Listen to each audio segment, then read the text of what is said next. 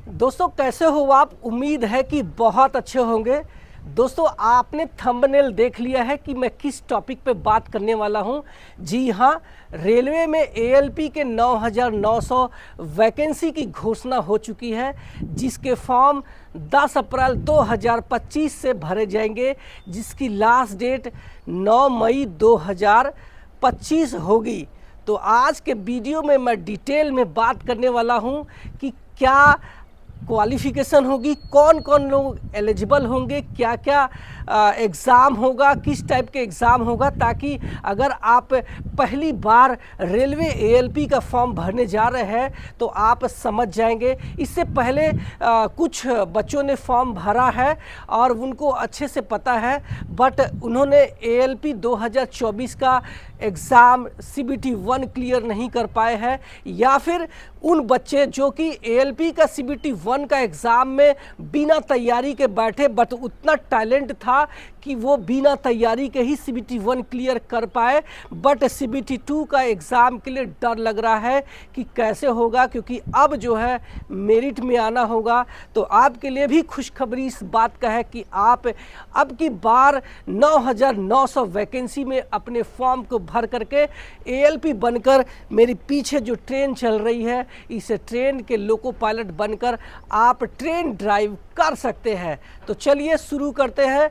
Railway ने एक अखबार में यानी एम्प्लॉयमेंट न्यूज़ में ये घोषणा किया है कि 9,900 वैकेंसी को हम भरने जा रहे हैं, और इसमें जो है जो एज की बात कही गई है वो 18 से 30 साल के बीच में है। लास्ट टाइम जब वैकेंसी आई थी एएलपी का तो उसमें जो एज था 18 से 33 साल दिया था, 3 साल का छूट उसमें दिया था, क्योंकि कोविड पेंडेमिक के कारण जो वैकेंसी था 2018-19 के बाद से नहीं आई थी। तो जो बच्चे ओवर एज हो रहे थे उनको चांस देने के लिए 3 साल का रिलैक्सेशन दिया था। तो 18 से 33 साल एएलपी 2024 की वैकेंसी में एज था, लेकिन 2025 में एज हटा करके 18 से 30 साल कर दिया है। आपका क्या कहना है, क्या इसमें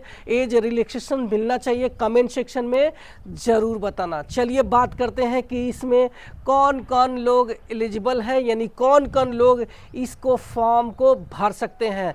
ध्यान रखना कि अगर आपकी एज 18 साल से 30 साल के बीच में है और आपने अनरिजर्व में आते हैं, यानी आप EWS का फ़ायदा लेते नहीं हैं। हालांकि इसमें EWS के लिए भी 18 साल का से 30 साल के बीच का एज रिलैक्सेशन मतलब एज क्राइटेरिया है। तो अगर आप OBC में आते हैं, वो भी नॉन क्रीमी लेयर, तो आपके पास 3 साल का छूट मिल जाता है। यानी अगर आप 18 से 33 साल के बीच में है और आप OBC नॉन क्रीमी लेयर में आते हैं तो फॉर्म भर पाएंगे। अगर आप SC ST में आते हैं तो आप अपने फॉर्म को 5 साल की छूट के साथ में 35 वर्ष तक आप अपने फॉर्म को भर सकते हैं।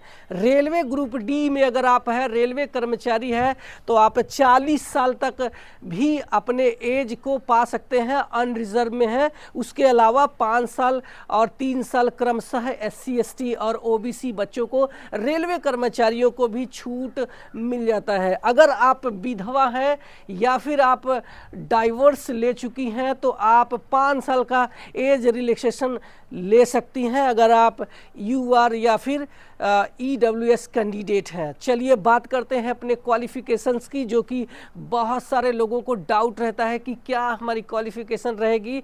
तो मैं आपको बता दूं कि अगर आप 10th के साथ में ITI किया है, और ITI 15 ट्रेड में होने चाहिए, और वो मैं 15 ट्रेड के नाम यहाँ पे लेना चाहूँगा। हो सकता है 1-2 नाम छूट जाएगा, बट मैं वीडियो एडिटिंग के समय इस में लगा दूंगा, तो वो देख लेना कि ये 15 ट्रेड में से आपने किसी एक ट्रेड में वो ITI किए होने चाहिए और आपने जिस कॉलेज से, जिस संस्थान से ITI किया है वो NCVT यानी national council for vocational training या फिर SCVT जिसको हम state council for vocational training बोलते हैं, उससे अप्रूव्ड होना चाहिए। अगर आपको भी नहीं पता है कि ये कॉलेज में एडमिशन कैसे होता है तो मैंने इसी चैनल पर एक वीडियो डाल दिया है कि आप NCVT और SCVT कॉलेज में एडमिशन कैसे लें, और ये कॉलेज आपका प्राइवेट कॉलेज भी रहेगा तो भी चल जाएगा, गवर्नमेंट रहा तो वो तो बात अलग है कि आपका गवर्नमेंट भी चल जाता है। तो ये जो ट्रेड है उसके मैं नाम ले लेता हूँ जो मेन है, तो वो है electrician, fitter, machinist, wireman, Turner और डीजल मैकेनिक, मोटर मैकेनिक और ट्रैक्टर मैकेनिक। इसके अलावा refrigeration and air condition, electronic mechanic और आपका बहुत सारे ट्रेड है, मैं यहाँ पे लगा देता हूँ। कुछ लोग पूछते हैं कि क्या मैंने वेल्डर से ITI किया है तो क्या मैं ALP के एग्ज़ाम के लिए एलिजिबल हूँ, तो बिल्कुल भी वेल्डर वाले एलिजिबल नहीं हैं। इसके अलावा कुछ लोग पूछते हैं कि मैं ड्राफ्ट्समैन मैकेनिकल से ITI किया हूँ तो क्या मैं एलिजिबल हूँ, तो बिल्कुल भी आप एलिजिबल नहीं हैं। बात करते हैं हम इसके अलावा क्या होना चाहिए, तो अगर आपके पास ITI नहीं है, आपने डिप्लोमा या फिर BTech किया हुआ है और आपके पास 4 ब्रांच में से कोई एक ब्रांच है, यानी कि अगर आपने मैकेनिकल, इलेक्ट्रिकल, इलेक्ट्रॉनिक्स या फिर ऑटोमोबाइल या फिर इनके कंबाइन स्ट्रीम जैसे इलेक्ट्रिकल एंड इलेक्ट्रॉनिक्स इंजीनियरिंग या इलेक्ट्रॉनिक्स एंड टेलीकम्युनिकेशन इंजीनियरिंग, इस तरीके से अगर आपके पास कंबाइंड डिग्री है तो भी आप इसके लिए एलिजिबल हो जाते हैं। तो चलिए बात करते हैं, ये तो होगा हमारा एज और ये हो गई हमारी क्वालिफिकेशंस। तो आपको अगर आप विकलांग है तो इसको बिल्कुल भी नहीं भर सकते हैं। कुछ लोग पूछते हैं कि मेरी हाइट 4 फीट 10 इंच से कम है तो क्या मैं भर सकता हूं, तो आप नहीं भर सकते हैं ALP में, क्योंकि 4 फीट 10 इंच से कम जो हाइट होती है वो बौनापन में आता है और रेलवे में बौनापन को जो है विकलांग की श्रेणी में रखा है। तो ALP का जो पोस्ट है उसमें विकलांग या फिर फिजिकली डिसेबल कैंडिडेट एलिजिबल नहीं है। तो आप की हाइट अगर 4 फीट 10 इंच से ज़्यादा है तभी आप ALP के लिए एलिजिबल हैं, अदरवाइज नहीं भर सकते हैं।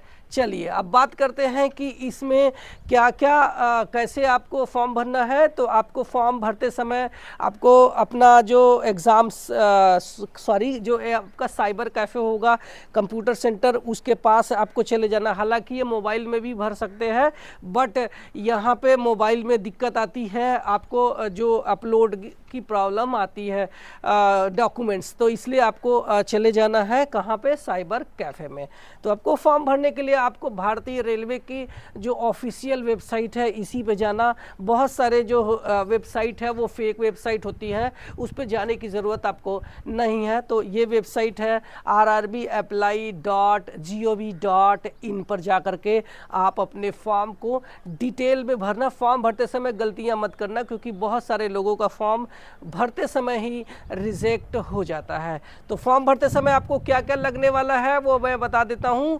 तो इसमें आपको एक फ़ोटो लगेगा, कलर पासपोर्ट साइज फ़ोटोग्राफ लेते जाना। इसके अलावा आपका एक ईमेल होगा तो लेते जाना, मतलब बना लेना। अगर आपके पास ईमेल नहीं होगा तो बना लेना। और उसके बाद आपका एक मोबाइल नंबर होना चाहिए जिस पे रेलवे समय समय पर आपको इन्फॉर्मेशन देती रहेगी कि आपका एग्ज़ाम कब है, आपका रिज़ल्ट कब है। ये सारी बातें आपको बाई ईमेल या फिर मोबाइल पे दी जाती है। आपको कोई भी पत्राचार का कोई और साधन इस्तेमाल नहीं किया जाता है।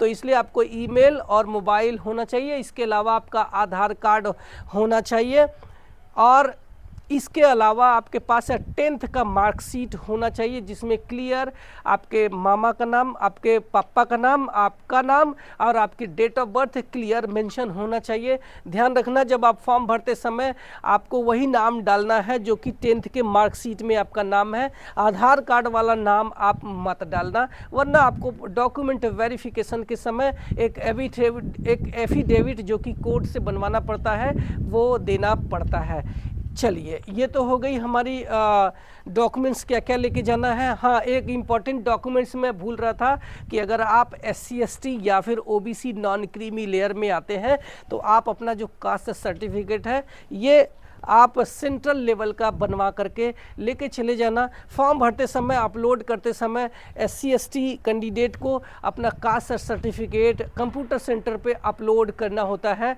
तो इसको ले जाना नहीं भूलना। अब ये हो गई बात आपका फॉर्म भरने की। तो फॉर्म भरने के बाद आपका जो एग्ज़ाम है वो 5 से 6 महीने के बाद हो जाएगा, जिसमें एग्ज़ाम कैसे होगा आपको बता दूं कि इसमें ऑनलाइन एग्ज़ाम होगा CBT 1, जिसको हम कंप्यूटर बेस्ड टेस्ट बोलते हैं। जब आप CBT 1 क्लियर कर जाते हैं तो आपको CBT 2 में बैठाया जाता है, और CBT 1 का एग्ज़ाम सिर्फ क्वालिफाइंग नेचर का होता है, और आपकी जो मेरिट बनेगी CBT 2 के मेरिट बनने वाली है। तो आप देख सकते हैं 2024 में CBT 1 का एग्ज़ाम आ गए हैं, रिजल्ट अभी आ गया है। CBT 2 के एग्ज़ाम जल्दी ही होने वाले हैं। तो इसी तरीके से आपको CBT 1 CBT 2 एग्ज़ाम देना पड़ेगा। उसके बाद आपको एक साइको टेस्ट यानी आपको एक एप्टीट्यूड टेस्ट, जिसको हम CBAT यानी कंप्यूटर बेस्ड एप्टीट्यूड टेस्ट बोलते हैं, उससे आपको गुजरना पड़ेगा। क्योंकि आप चूँकि ट्रेन चलाने जा रहे हैं तो आपको आपका जो माइंड है ये कितना स्ट्रांग है, आप विपरीत परिस्थितियों में कितना जल्दी पैसेंजर की जो सेफ्टी के लिए, और आपके पीछे जो मालगाड़ी चल रही है जिसमें हज़ारों टन का माल लदा है, उसकी सेफ्टी के लिए आप तुरंत कैसे आप डिसीजन ले पाएँ, इसके लिए आपका एक माइंड टेस्ट होता है जिसको हम साइकोलॉजी टेस्ट बोलते हैं। तो वो भी आप पास करना चाहिए। इसके अलावा जब आप साइको टेस्ट पास कर लेंगे तो आपको एक मेडिकल स्टैंडर्ड से गुजरना पड़ेगा, और ये मेडिकल स्टैंडर्ड रेलवे में सबसे ज़्यादा मतलब स्टैंडर्ड है, यानी A1 मेडिकल पास होना चाहिए। तो अगर आप चश्मा लगाते हैं या फिर आप कलर ब्लाइंड है तो आपको इसके बारे में सोचना छोड़ देना चाहिए, क्योंकि आपको मेडिकल में ही फेल कर दिया जाएगा। तो आपका मेडिकल होने के बाद आपको एक ट्रेनिंग डॉक्यूमेंट वेरिफिकेशन हो जाएगा, और डॉक्यूमेंट वेरिफिकेशन के बाद आपको ट्रेनिंग पे भेज दिया जाएगा, जो कि अलग अलग जोन में अलग अलग ट्रेनिंग सेंटर होता है। वहाँ पे आपकी ट्रेनिंग के बाद आपको रेलवे के इंजन में पोस्टिंग दे दिया जाएगा। आपको मेरे जैसा एक सीनियर लोको पायलट मिल जाएगा जो कि आपको गाइड करेगा, और आपको उसके जूनियर के रूप में काम करना पड़ेगा। तो ये एक प्रोसेस था जो कि रेलवे ALP 2025 के ऊपर था। आपको ये वीडियो अच्छा लगा, हेल्पफुल लगा है तो एक लाइक ज़रूर करना, क्योंकि मैं खुद एक लोको पायलट हूँ, तो मेरे से ज़्यादा अच्छा आपको शायद ही कोई बता पाए कि कैसे रेलवे में ALP बनना है। और आपको अगर ALP बनना है तो पहले से माइंड तैयार करके आना, क्योंकि ये एक ड्यूटी कम, एक नौकरी कम, आपको डेली एक चैलेंज लाइफ से गुजरना पड़ेगा। आप मेरे चैनल पे पहली बार आए हैं तो सब्सक्राइब करके जाना, क्योंकि मैं यहाँ सिर्फ़ और सिर्फ आपके फ़ायदे की बात करता हूँ। Thank you so much.